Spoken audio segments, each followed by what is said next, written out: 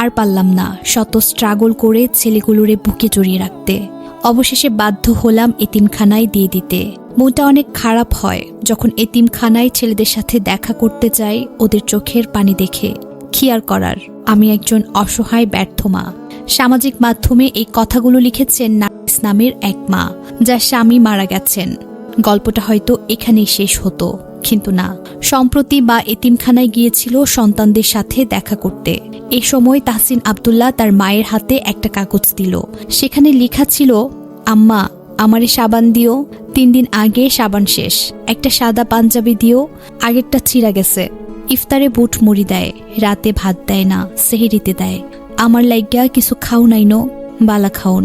একটা মশারি দিও আর চাদর দিও, মশা কামড়ায়। তোমার তাহসিন আব্দুল্লাহ।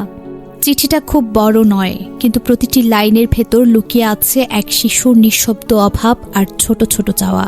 একটা সাবান, একটা পাঞ্জাবি, একটু ভালো খাবার, একটা মশারি। যে জিনিসগুলো আমাদের অনেকের কাছে খুব সাধারণ, কিন্তু সেই শিশুটির কাছে সেগুলোই বড় স্বপ্ন। চিঠিটা পড়তে পড়তে মায়ের চোখ ভিজে ওঠে, কারণ একজন মা জানেন তার সন্তানের চাওয়া এতটুকুই, অথচ সেইটুকুও পূরণ করা তার জন্য আজ কত কঠিন।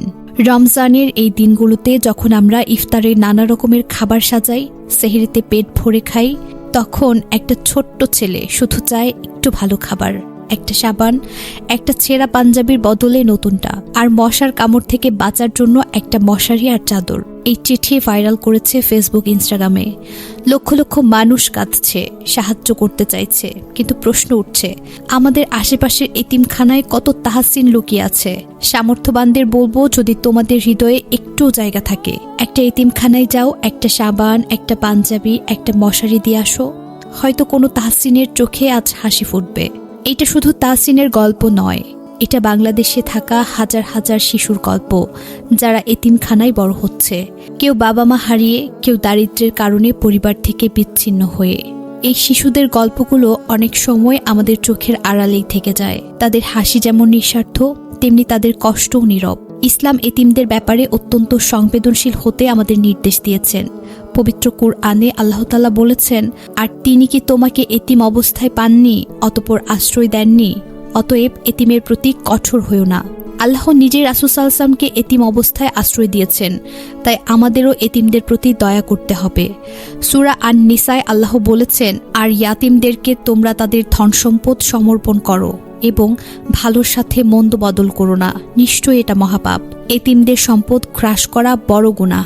সূরা আল বাকারায় আল্লাহ বলেছেন, তারা তোমাকে এতিম সম্পর্কে জিজ্ঞেস করে, বলো তাদের দেখাশোনা করা উত্তম।